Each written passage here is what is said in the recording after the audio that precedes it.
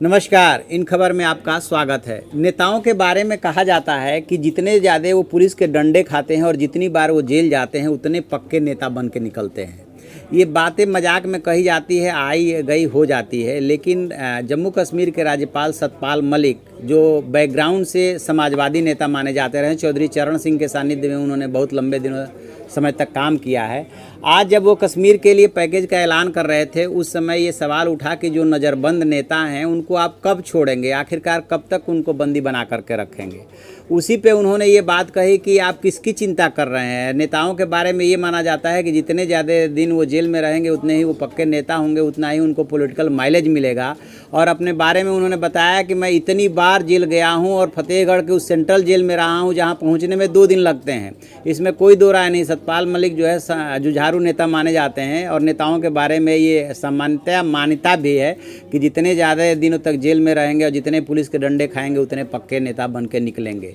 लेकिन इसी क्रम में जब कांग्रेस के नेता राहुल गांधी का जिक्र आया कि किसी ने सवाल पूछा तो उस पर सतपाल मलिक ने ये कहा कि उन्होंने पॉलिटिकल जुवेनाइल की तरह बिहेव किया। मैंने तो उनको सद्भावना के लिए कहा था कि आप आइए, आपको कश्मीर दिखा देते हैं, लेकिन उन्होंने उसका पॉलिटिकल इस्तेमाल किया।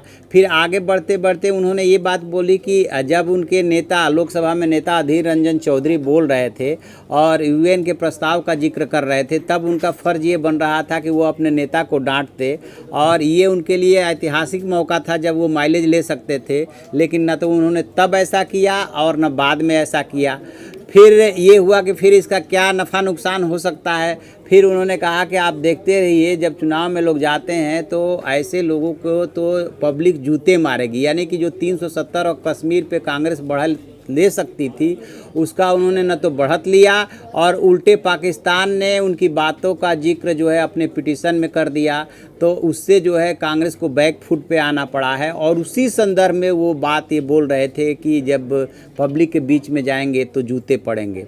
अब सवाल ये उठता है कि आखिरकार राहुल गांधी कब कब और कितनी बार जो है पार्टी को इस तरह से संकट में डालेंगे और उनको लेकर के पार्टी बचाव की मुद्रा में रहेगी। अब पार्टी के अंदर भी ये सवाल उठने लगे हैं। ख़ास तौर से जो ये कश्मीर का इशू है, धारा 370 का इशू है, उसको लेकर के और प्रधानमंत्री नरेंद्र मोदी की हर बात की आलोचना को लेकर के भी पार्टी के अंदर ही दो फाड़ हो रहा है।